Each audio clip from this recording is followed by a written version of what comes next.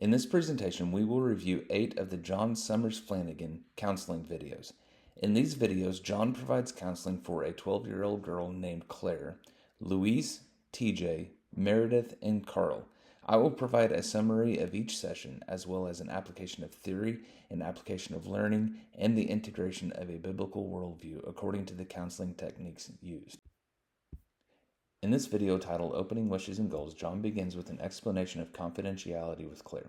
Sirasola and colleagues discuss in their article how confidentiality is an important building block to prevent and repair the therapeutic alliance rupture. John continues by discovering what Claire's goals and wishes are. He does this by giving her 3 wishes. One of the things that I observed in this video is Claire's first 2 wishes seem to seek affirmation. Her third wish is for more time with her parents. I wonder if there is a correlation between her desired time with her parents and the desire for affirmation in other areas of her life. In this next video, John teaches Claire the 3-step emotional change trick. Step number 1 is experience the feelings or honor the feelings. Step number 2 is to think about or do something that will change your feelings. And step number 3 is to spread the good mood to someone else. And John surprises Claire with a step number 4, which is to teach the 3-step emotional change trick to someone else. Things that I observed is that John explains that it is okay for Claire to experience her different feelings when they come out of nowhere and when those feelings come from a whole host of different reasons. John does a wonderful job of leading Claire through these steps, giving her time and an opportunity to express how she understands the steps and how she has already implemented some of these practices today. Overall, I believe John has helped Claire relax and trust him. This is evident in how she loosens her arms and begins to laugh and speak louder with more confidence. In the video, What's Good About You?, John and Rita begin the video by discussing backwards behavioral modification. John then continues his session with Claire by playing a game called What's Good About You? In this game, John asks Claire 10 times, What's good about you? As she gives John 10 different answers. My observations of the video, What's Good About You?, is that Claire seems to have the ability to think of her answers very quickly. I found it interesting how John tells Claire thank you after every answer that she gives. Later in the video, John points out that Claire uses the phrase, I try, frequently in her answers, and he correlates that to the effort she puts forth for other people. I also noticed that Claire pays very close attention to what John is writing on his paper, ensuring that he gets every word correct. At the end of the video, John summarizes Claire's answers in a way that highlights her desirable behaviors.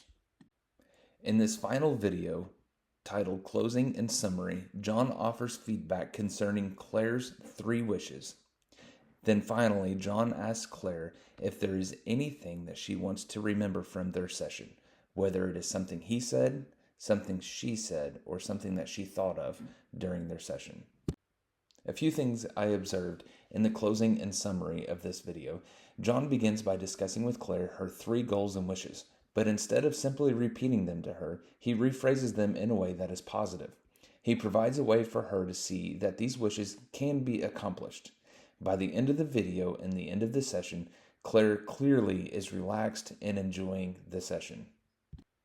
The theoretical application that I believe is the most evident in this session is cognitive theory. This is evident in the way that John utilizes a few games to try and understand how Claire's thoughts may be influencing her emotions and behaviors. Weimer and colleagues state that children and adolescents oftentimes require play-based interventions in order for the therapist to recognize how a child's thoughts are influencing their behaviors and emotions. Regarding the biblical worldview application, I believe 1 Peter 4:10 is a great place to look. It says, as each one has received a special gift, employ it in serving one another. You can see the joy that is on Claire's face when she talks about creating cards for people. Not just anyone, but when she feels led and really the desire to make a card feel very special. She is serving those who she creates the cards for as well as the Lord. In this next session, John is counseling a man named TJ. TJ is dealing with anger. To start off the session, John asks TJ what he feels a good session would be. TJ's answer is that John would have a better understanding of him. John and TJ then discuss what provokes his anger and his desire to fight. TJ quickly begins to soften his shell as he begins to discuss how he doesn't typically fight with a weapon, as that is a sign of weakness. They discuss emotional injury in TJ's life, noting his fights with his family. Sympathy from his family triggers his anger, as he views emotions as a weakness and feels exposed when people sympathize with him.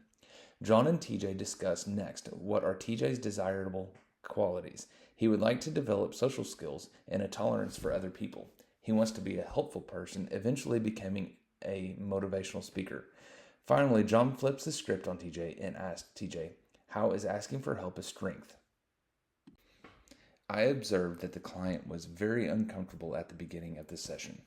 TJ seemed to present himself as a hard and guarded individual. John was able to cut through that hard shell by asking simple, easy questions, slowly building the trust between the two. As the session progressed, TJ seemed more and more relaxed and engaging. By the end of the session, John was able to rephrase the question, giving TJ the opportunity to view asking for help as an action to be taken and as a strength and not a weakness. I believe cognitive dissonance theory may provide valuable insights into TJ's situation. In their article, Lee and Chin examine the dilemma of engaging in behaviors that contradicts one's desires. This theory appears to be applicable to TJ, who experiences various emotions but chooses to suppress them and act in a manner that conceals his true feelings. Lee and Chin note that if a situation is inconsistent with one's beliefs or feelings, cognitive dissonance will arise, oftentimes resulting in fits of anger. Regarding the biblical worldview application of TJ's situation, James 1:8 comes to mind, and it says that anyone who is double-minded is unstable in all of their ways. It is evident that TJ is experiencing a dichotomy.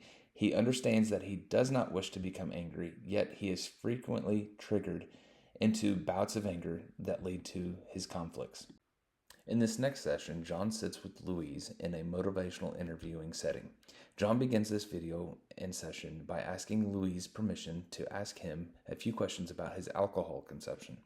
John then asks an open question about the good things and the less good things about drinking alcohol. John helps Louise make the connection between lifestyles and stress, as well as an open question about his ideal goal and self-assessment. Finally, John presents Louise with the cage questionnaire demonstration. Some things that I observed in this video is that Louise had a clear awareness of both the positive and negative aspects of his drinking habits. I also noticed that the cage questionnaire was able to create an awareness for Louise to assess the seriousness of his drinking situation. And finally, John provides a bit of framing advice to help Louise control his drinking behaviors better, such as instead of having a 4-drink limit, maybe lowering that to a 3-drink limit. Motivational interviewing is a positive approach for helping someone discover where they are regarding their sobriety. Gutnick and McNeely discuss in their article that posing the question, what matters to you, is a great way to let the client put into perspective the why behind controlling their behaviors. This application provides John with the insights he needs to help move Louise towards hope and healing. There is a verse that comes to mind when thinking about motivational interviewing. Hebrews chapter 10, verse 24, that says, "Let us consider how to encourage one another in love and good deeds." I believe this is an approach that John has used throughout this session. He has encouraged Louise about overcoming and controlling his drinking behaviors. He has not criticized or condemned Louise, but encouraged and guided him to reframe his approach in healing. In this next video, John sits down with Meredith, who is struggling with social anxiety. John begins his session by setting the agenda with Meredith. John and Meredith then create a problems list, then explore thoughts and feelings regarding the problems that were listed, and then begin to discover how to change the problems. John then helps Meredith create a 2-columns list.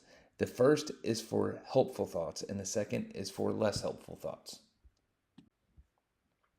Some things that I observed in this video is that I didn't really think that Meredith really showed a demeanor that came across as someone who struggles with social anxiety. She seemed pretty relaxed in the initial start of the video. I also noticed that John was able to reframe his line of questioning in a way that gave her the opportunity to identify the root cause of her social anxiety.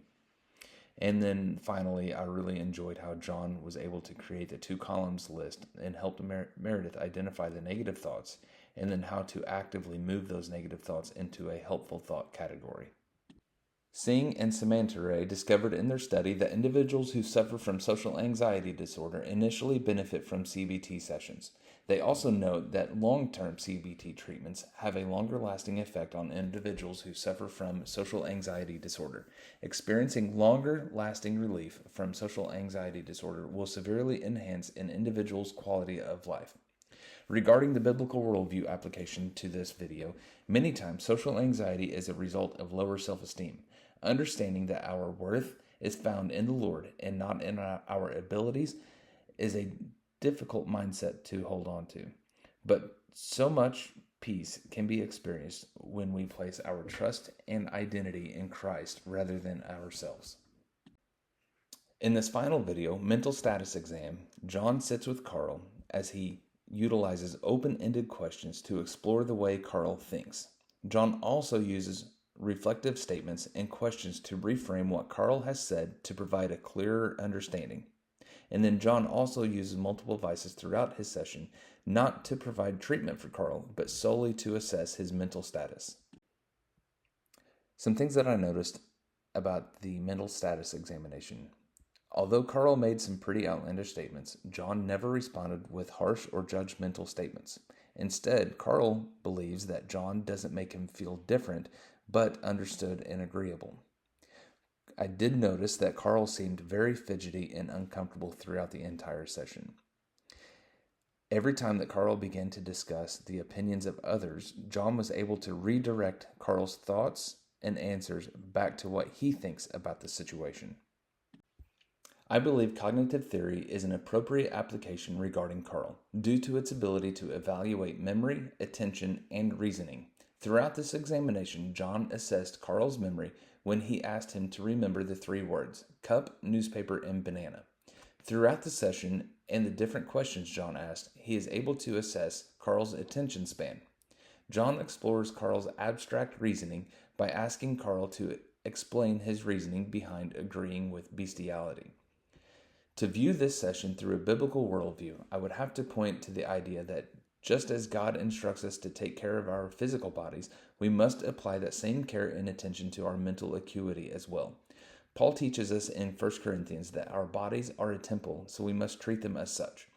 We do that by examining our physical bodies and providing for it what it needs to be healthy. Our mental status should be no different. Just as Carl might go to a physician for a physical examination, John is providing a mental examination to provide Carl with the tools and help he needs to have a healthy mindset.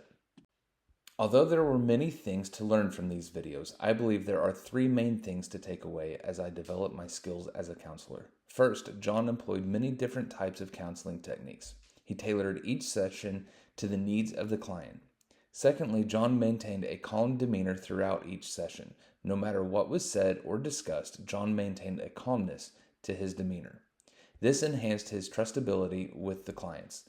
Lastly, John had remarkable interpersonal skills. He was able to relate to each client, from Carl in his mental status examination to Claire, the 12-year-old girl.